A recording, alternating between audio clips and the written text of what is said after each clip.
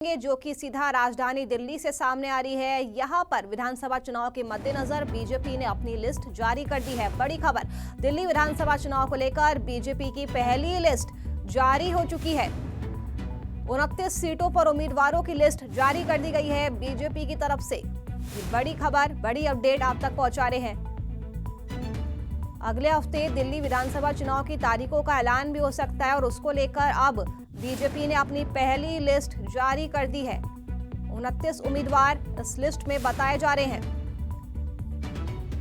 आम आदमी पार्टी पहले ही सभी सीटों पर अपने उम्मीदवार उतार चुकी है। नई दिल्ली से प्रवेश वर्मा को टिकट मिला है। देखिए, नई दिल्ली हॉट सीट, जहां पर अरविंद केजरीवाल को टक्कर देने वाले हैं प्रवेश वर्मा बीजेपी की तरफ से। दिल्ली विधानसभा चुनाव को लेकर बीजेपी की पहली लिस्ट जारी हो चुकी है।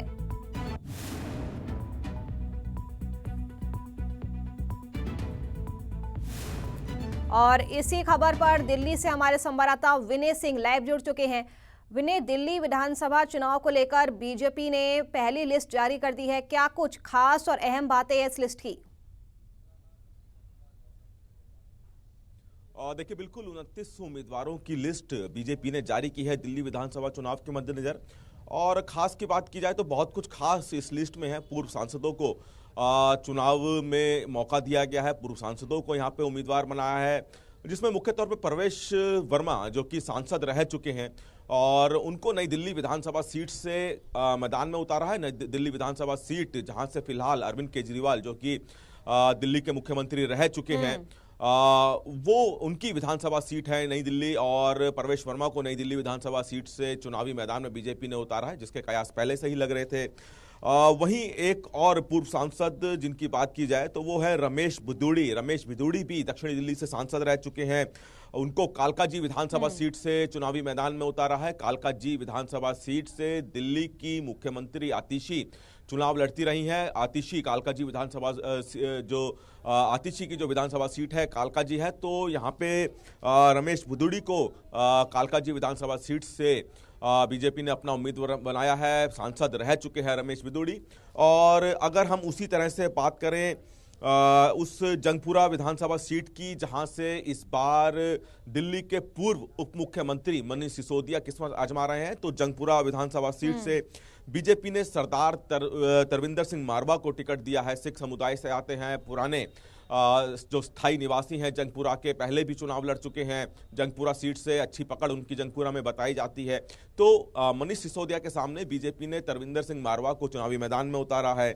साथ ही साथ यहाँ पे बात करें कि जो अभी मौजूदा समय में बीजेपी के विधायक हैं, जिसमें से उनको फिर से टिकट दिया है। गोंडा से अजय महावर को भी टिकट दिया गया है। विजेंद्र गुप्ता जो कि दिल्ली विधानसभा में बीजेपी के जो नेता हैं दिल्ली विधानसभा में, उनको भी यहाँ पे बीजेपी ने दोबारा टिकट दिया है। तो 29 जो सीटें के उम्मीदवारों का जो ऐलान किया है बीजेपी में, उसमें खास बात यह कि कई पूर्व सांसदों को मौका दिया गया है। जो सिटिंग विधायक हैं उनको फिर से मौका दिया है। और सबसे अहम सीट नई दिल्ली विधानसभा सीट, प्रवेश सिंह वर्मा को वहां से, जो कि सांसद रह चुके हैं और दिल्ली के पूर्व मुख्यमंत्री के बेटे भी हैं। तो इस बार कड़ा मुकाबला आपको दिल्ली विधानसभा चुनाव के तहत इन सीटों के जो ऐलान किया गया है उसके तहत दिखाई देगा। जी विनय, कालकाजी विधानसभा सीट की अगर बात की जाए तो ये भी एक हॉट सीट है, क्योंकि आम आदमी पार्टी की तरफ से आतिशी जो कि अभी वर्तमान में मुख्यमंत्री है दिल्ली की, और रमेश भिदुड़ी जिसका आज बीजेपी ने ऐलान कर दिया है, वो यहाँ से उम्मीदवार है। तो भाई अलका लांबा भी कांग्रेस की तरफ से यहाँ पर उम्मीदवार है। यानी कि यहाँ पर भी एक काफी ज्यादा टफ फाइट कालकाजी विधानसभा सीट पर देखने वाली मिलेगी हमें।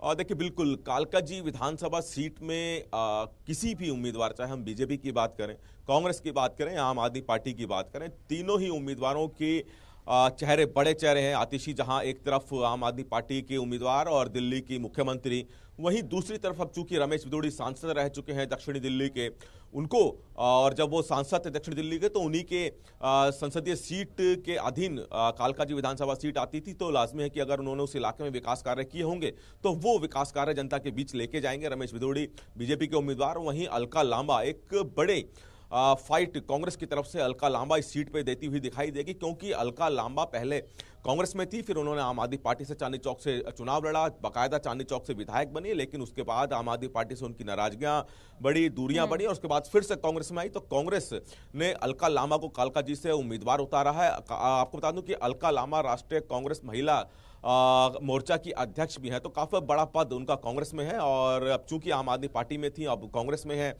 तो लाजमी है कि टक्कर यहां पे बेहतरीन देती हुई दिखाई देंगी। इसलिए कालका जी विधानसभा सीट भी एक हॉट सीट, क्योंकि यहां पे जो तीनों उम्मीदवार हैं, चाहे बीजेपी हो, चाहे कांग्रेस हो या फिर आम आदमी पार्टी, तीनों बड़े चेहरे हैं और किसको जनता चुनती है देखना होगा। लेकिन कहीं ना कहीं टक्कर कालका जी विधानसभा सीट में भी आपको दिखाई देगी। जी विनय, आज जो बीजेपी ने पहले लिस्ट जारी की है, उनमें से कौन कौन सी सीटें रहने वाली है जिन पर कांग्रेस भी कड़ा मुकाबला दे सकती है बीजेपी को?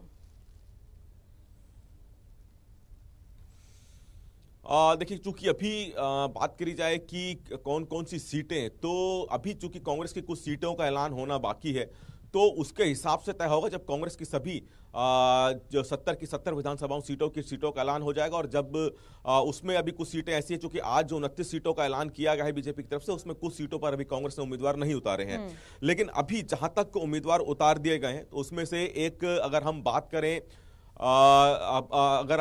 करें जंगपुरा विधानसभा सीट की, तो जंगपुरा विधानसभा सीट में जहां पर यहाँ पे कांग्रेस की तरफ से जो सीट दी गई है फरहाद सूरी, जो कि दिल्ली के मेयर रह चुके हैं एक जमाने में, और उनको कांग्रेस ने उम्मीदवार उतारा है। बीजेपी ने त्रिवेंद्र सिंह मारवा को उम्मीदवार उतारा है। और वहीं दिल्ली के पूर्व उप मुख्यमंत्री मनीष सिसोदिया इस बार यहां से किस्मत आजमा रहे हैं।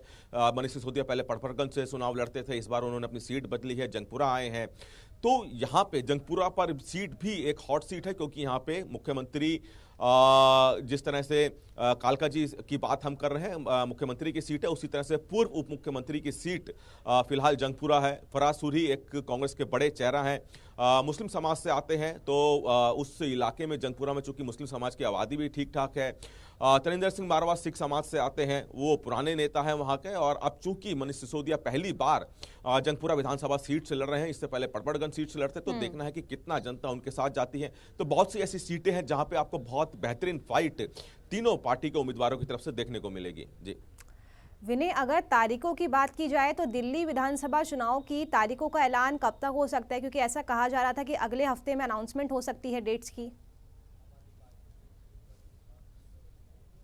और देखिए, बिल्कुल इस तरह की संभावनाएं हैं कि अगला हफ्ता जो शुरू होगा, क्योंकि आज शनिवार है, फिर रविवार है, कल दिल्ली में प्रधानमंत्री की एक बड़ी रैली है, और परसों यानी कि सोमवार को 6 तारीख है। तो सोमवार के बाद जो हफ्ता शुरू होने जा रहा है, उसमें चुनाव आयोग की तरफ से कभी भी दिल्ली के विधानसभा चुनावों की तारीखों का ऐलान हो जाएगा। और संभावना है कि अगर अगले हफ्ते दिल्ली के विधानसभा चुनावों की तारीख का ऐलान होता है, तो जनवरी के किसी भी महीने में ये तारीखें आ सकती हैं।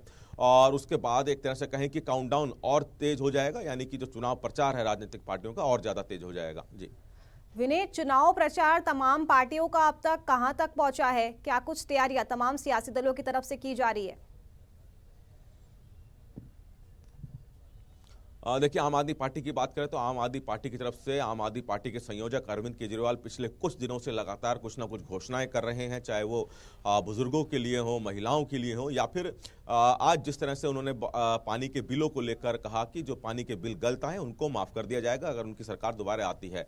तो अरविंद केजरीवाल की तरफ से लगातार घोषणाएं की जा रही हैं दिल्ली की जनताओं के लिए। और वहीं बीजेपी की तरफ से बात की जाए तो बीते कल प्रधानमंत्री की तरफ से लगभग 4500 करोड़ की सौगात दिल्ली वासियों को दी गई, चाहे उसमें दिल्ली के आर्थिक रूप से कमजोर लोगों को फ्लैट देने की बात हो। 1675 फ्लैट कल प्रधानमंत्री की तरफ से आर्थिक रूप से कमजोर लोगों को दिए गए हैं।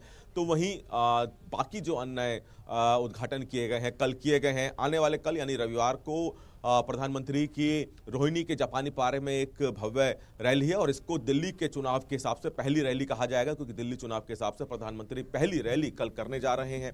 उसमें देखना है कि किस तरह का प्रहार अरविंद केजरीवाल पर प्रधानमंत्री की तरफ से किया जाता है। हालांकि बीते कल भी प्रधानमंत्री की तरफ से अरविंद केजरीवाल का नाम लिए बिना ही कई बातें की गई थी। तो वहीं कांग्रेस की बात की जाए तो कांग्रेस की तरफ से हालांकि अभी किसी तरह का कोई बड़ा रैली या फिर कोई बड़ा प्रचार शुरू नहीं किया गया है। कांग्रेस अपने उम्मीदवारों की लिस्ट जरूर जारी कर रही है, लेकिन बड़ा प्रचार कांग्रेस की तरफ से अभी किसी भी नेता ने दिल्ली में नहीं किया है। जी शुक्रिया विनय, आपका तमाम जानकारी दर्शकों तक पहुंचाने के लिए।